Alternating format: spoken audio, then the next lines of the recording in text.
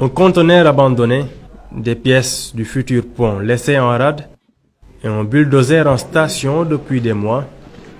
Le chantier du pont Serment de Richard Toll est à l'arrêt, mais les allers-retours de la population n'ont pas cessé depuis les premières années de sa dégradation.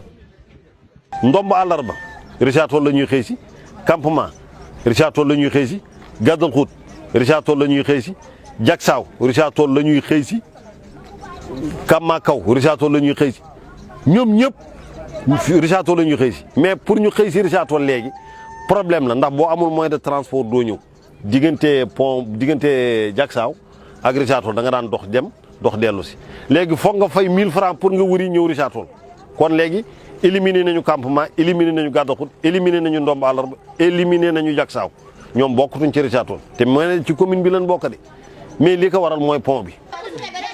Travailleurs, personnes du troisième âge ou élèves se rendant à l'établissement situé sur l'autre côté du pont. Ils sont des centaines à braver chaque jour les risques de l'infrastructure quasiment immergée. dara sax ñun sunu xale yi bu ñuy jàngi sax la ñuy gën a am jafe-jafe ndax pont bu ndaw bi boo ko xoolee bu fa xale yi jàll sax sa yaram day daw. daanu naa ci pont bi parce que danoo irrigué kii ba mu jaar pont bi dafa dëng boo demee pont bu ndaw bi nii la def bi may jaar ci laa baras ko sama tànk xoosu waaw maa faj sama bopp ba ma wér. pont bi nag depuis Senghor ba léegi mu ngi fii la ñu ko fekk dañu judd rek fekk fii pont bi magas lool nasax lool. yow miy jóge ndombo soo yore woon bagage tey war ko indi Richard Toll transport bi fay nga foog nga fay 1500 ndax boo ñëwee ba buntu pont doo am ku ko jàlle foog nga fayaat ku wuri pont CSS te diggante pont CSS bi ak Richard Toll 3 kilomètres la au moins maximum lu mu gàtt-gàtt di nga fay 1000 francs wala nga fay 750 bu dee taxi la bu dee Jakarta nga fay 500 wala nga fay 600. Fatimata Diaw, conseillère municipale, est aussi habitante du quartier Campement. Les complaintes de ceux qui l'ont élue, elle les connaît par cœur. ñun ay baykat lañu sunu lu ñuy bay li léegi mënatuñu ko sax jaay ndax ñàkk fu nu ko jaarale boo wooyee oto léegi mu war la jëlee campement wala mu war la jëlee ndomba lu nga cee fay li dafa jéggi dayoo boo ko jaayee sax doo ci am dara. ku feebaree duñu ci sonn boo feebaree léegi bala ngay yóbbu sa malade ba nga yeggal ko hôpital lu nekk ngay daj. man mii conseil municipal la bàjjenu gox la waaye toujours ba ma fi amee malade boo xam ne bii dafa tollu diggante pour ma bëgg ko yóbbu dispensaire damay sonn yenn saa yi lu nekk nga seddat loo waroon li jënd ordonnance sax da nga koy def rek ci transport rek pour yóbbu sa malade.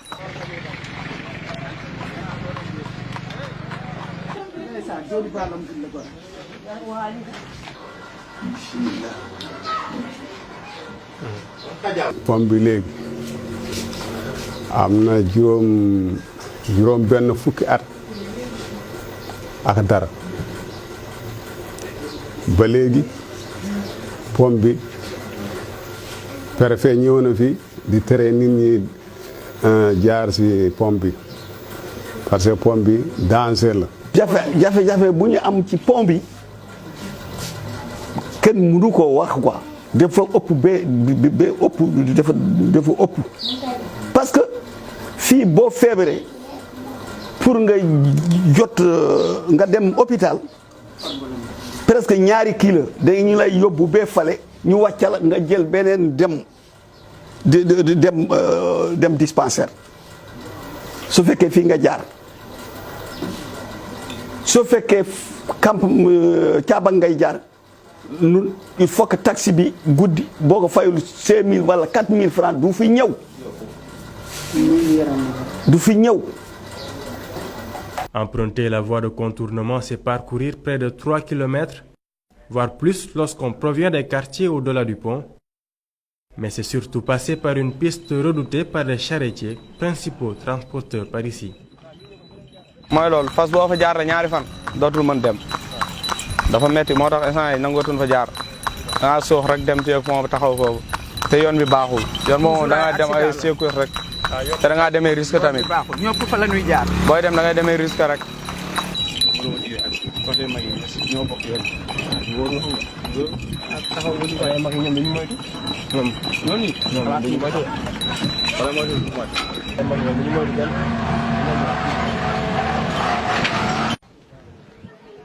Il y a bien longtemps, les usagers ont cru apercevoir la fin de leur calvaire.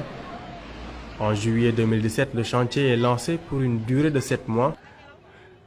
18 mois plus tard, plus de traces de travaux, de quoi rajouter à l'exaspération des populations.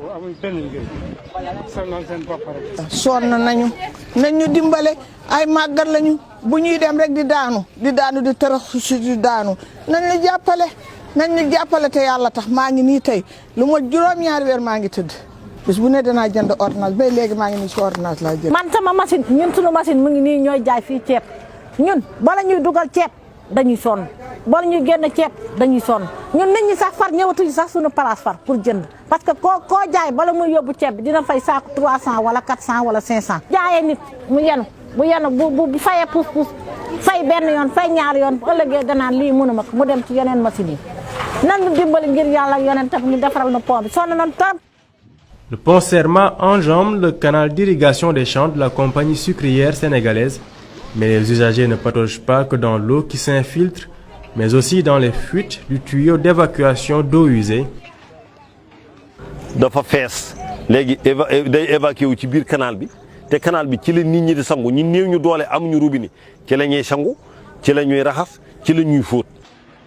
Il y a quelque temps, les riverains directs du pont étaient ravis par le début de sa réhabilitation. Aujourd'hui, ils subissent de plein fouet les contre-coups du blocage lié au chantier. sama doom gi war a dem Touba samedi te seet ci buntu këram lañ koy jëlee xanaa ci tali seet bi lay dox ba tali ba oto bi jël ko ndax oto mënu fee jaar bu defarul pont bi dana dindil barrage bi ñun ñuy jàll di def sunu va-et-vient ba fekk mu koy defar. fii bu fi xale labee sax pour sappoor ñëw jaar fii problème la. boutique bi sama càmmeñe ko moom daan def bu ñëwee dañuy jël puus mu jàllale ñuy léegi taxi nga jël fay ko 2000 francs mu wiiri ba campement doog a ñëw. waaw bagage yi amatuñ ci dara lu ñuy jaay amatuñu benn bénéfice amatuñu dara. fi la oto bi daan jaar pour aspirer ndox mi tuuri ko mais léegi amatul ndax duñu ko baare nañu côté gauche baare nañu côté droite. pont bi tilim gii mu tilim yéen a ngi koy gis lii rafetul buñ tegoon tey caméra wane ko ñoom ñëpp dinañ ci am gàcc. pont bi depuis yàgg na xoole li ñu def xoole kër yi ñu fi nekk seen foos yi kenn mënatul laa la wax tànk ko muy fees deli di tuuru. kenn mënu fi ànd ak wér kenn mënu fi ànd ak santé. dana mujj toxu fii dem fee xoolal fii yëpp a fees gis nga xoolal gis nga ne yëpp a fees del douche bi gis nga yëpp a fees. Ultime solution à l'absence d'assainissement, le déversement des eaux usées dans le canal. Ce n'est pas le seul danger sanitaire.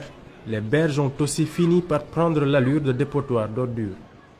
mbalit mi fii ñoom bu fekkee dañuy wax dañuy setal nañ ñëw xool mbalit mi ba xam lii jaadu na fii salte nag salte waay boo xam ne nit mënul taxaw sax di ko nettali lii rafetul jekkul jaaduwul nit ñi dañoo war a wér mais lii mënul ànd ak wér suñu doom yi sonn nañu boo leen joxee 100 francs ñu war a ndekki ci nit ñi dañuy taaba rek nga jël ñaar fukk jox leen ñu wiiri sonn nañu élèves yi sonn nañu ñu dëkk njànge njaw ku ne sonn na. L'affaire du pont, c'est un des points soulevés lors du conseil municipal. La mairie estime avoir déjà accompli son devoir. La commune de Richard-Toll a dégagé 150 millions d'un coup comme avance de démarrage, mais c'était un accord tripartite entre l'ADM, l'AGETIP et la commune de Richard-Toll. Nous avons notre engagement a été effectué. Maintenant, il restait l'engagement de l'ADM et de l'AGETIP.